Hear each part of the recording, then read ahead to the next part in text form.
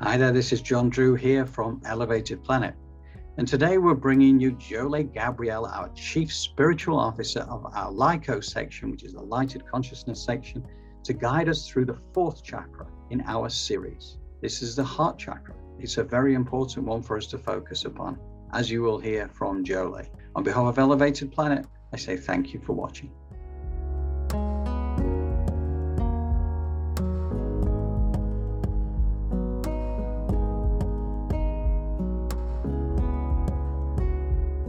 Hi there, Elevated Planet community. This is John Drew and Jole Gabrielle from Elevated Planet. We're now up to the fourth chakra, right, Jole? Yes. Now we're delving into the heart space. Tell us about it, and I'll ask questions on behalf of the community. Okay. The heart chakra in Sanskrit is known as Anahata, and it means unstruck. Because of the purity, the love, the compassion, and the place where the creator dwells or the soul dwells, the ancients believed.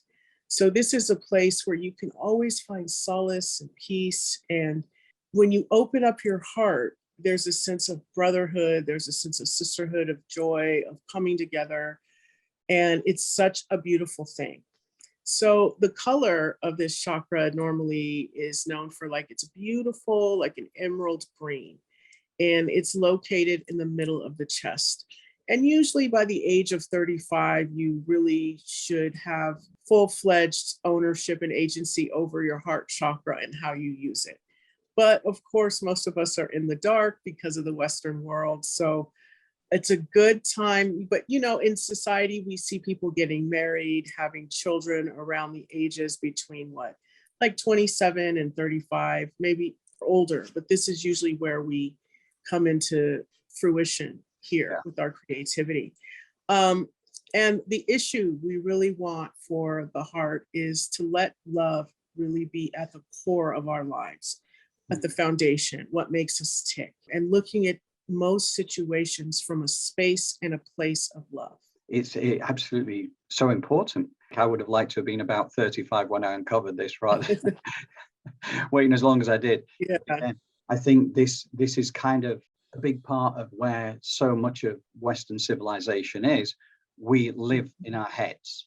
That's the issue. And I kind of realized that there was a different way of living life, and it's a lot better. And there's a reason for it. And it comes back to exactly what you just said.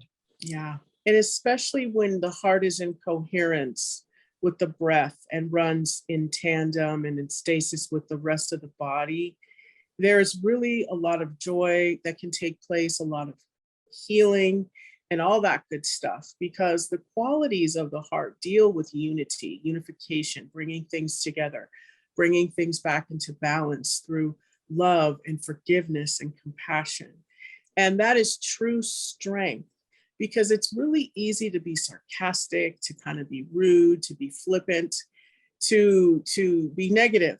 But the strength really comes in when you bear down and you try to understand another person's perspective, when you listen, and really hear another person instead of having to add in your 2 cents. And these are what these kinds of things look like, to have humility, joy in the things that you do. So that's a beautiful thing. And that's the lover in all of us. When we're really in our heart chakra and it's running at its optimal, we are in a loving space and place. We're resilient. It's easy to forgive because it's unconditional. I'm going to love and forgive you no matter what. That doesn't mean I'm going to trust you or that you're going to hold the same position in my life. Right. But I know that I can forgive and move past this, because that is what helps me stay healthy. Mm-hmm. Now, when it's out of balance, we have a tendency to be actors and actresses. We're out of balance in our heart chakra when we're giving people the silent treatment, when we're in avoidance, because our love at that point is conditional. You have to behave a certain way in order for you to have all of me, right? So that's when the archetype's a little out of balance, is we try to project our own judgments and criticisms onto other people and really suffocate their free will. Yeah. So the body parts that this goes with is the heart. And of course, there's a pericardium, and there's also the lungs and the other part of the heart, which is just the heart. Um, the gland that it deals with is the thymus gland, which is in the heart, which really helps your immune system to keep you staying healthy, feeling safe, and it's an important part of keeping our body running at optimal. Another thing that our heart chakra brings in is sacredness. When we really love ourselves and take the time to know who we are, wow, there's such a sacred relationship that we develop with ourselves and our higher power, which means we show up authentically and we're vulnerable in every situation, which brings in our highest good and which begins to align us with the laws of the universe. So the heart is very powerful. A lot of people believe that actually the heart is the one that is in control of the body. Maybe you told me that, John. I'm not exactly sure. People think the brain is the center, but it's actually the heart.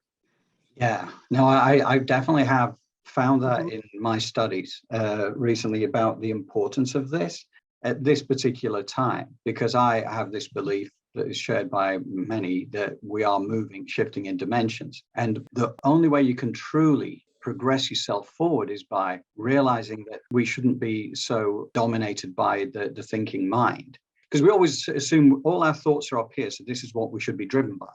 Who thinks from the heart? Well, actually, you do. The gut instincts and the heart, and going with the heart rather than the head. There's all these metaphors out there. It took me 50 odd years Yeah. to actually start to realize that there is a different balance that you can attain, and it makes life so much better.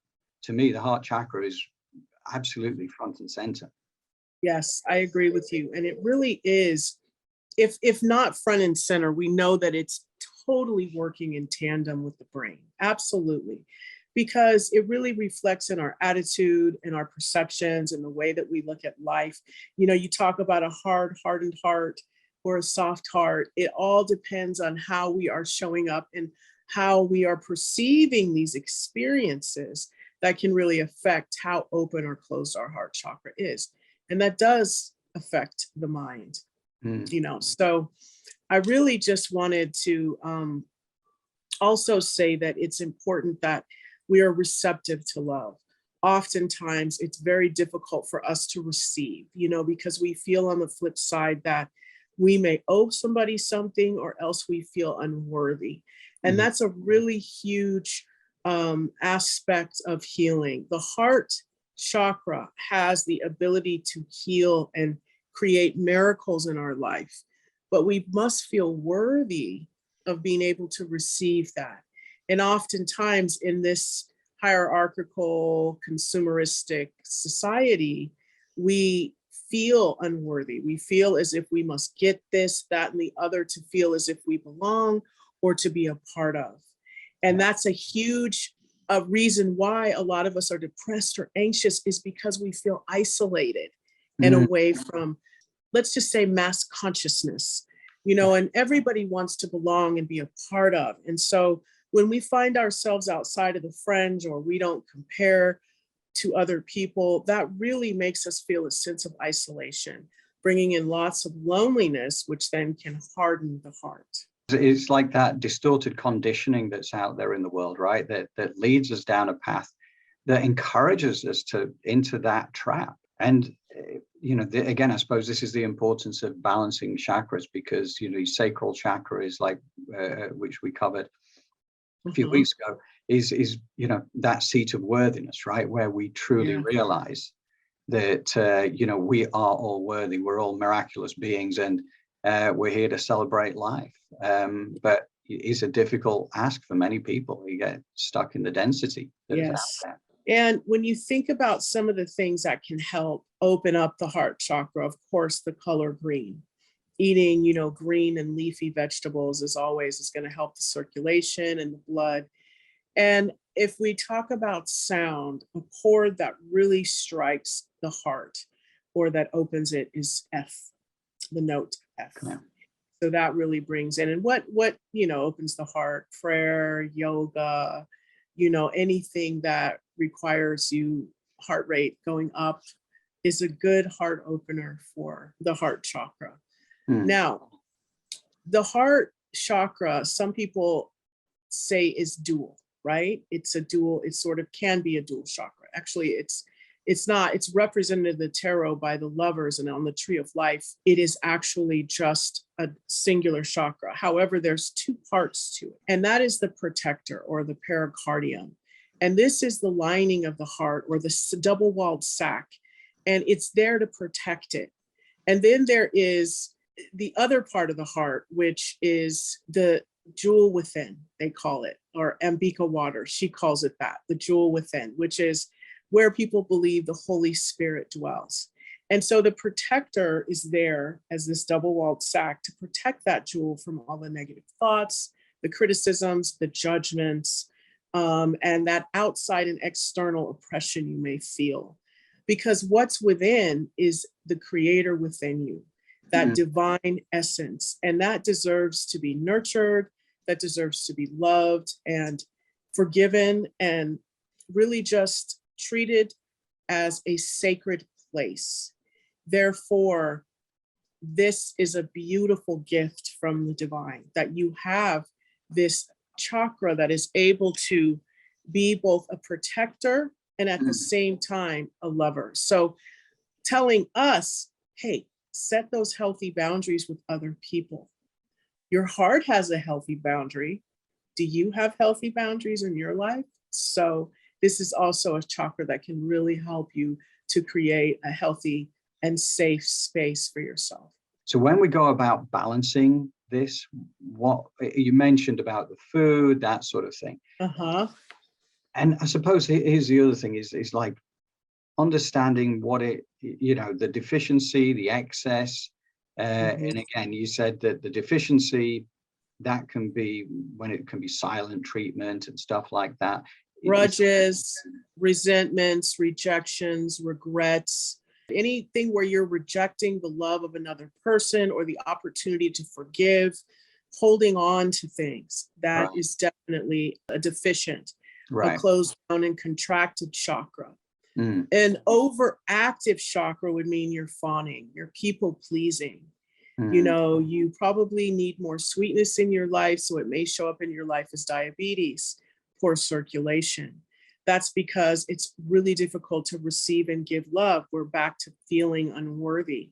So whenever you have issues of the heart where there's this overabundance of circulation or lack of, or you're eating too much sugar, things like this, this can also be an overactive chakra. You're people pleasing, you're giving too much, martyr complexes, things like that. Well, I'll be interested to, when we actually do the meditation on this, to see where, how the balancing is. I love the visualization side of things.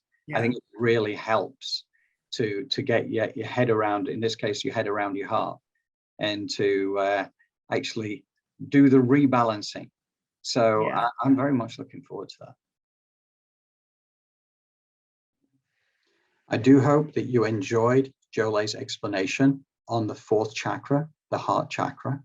Clearly, it plays a significant impact on our lives, so balancing it is all important. So I do hope that you will join us for the meditation that is associated with this. On behalf of Elevated Planet and our community, I say thank you for watching.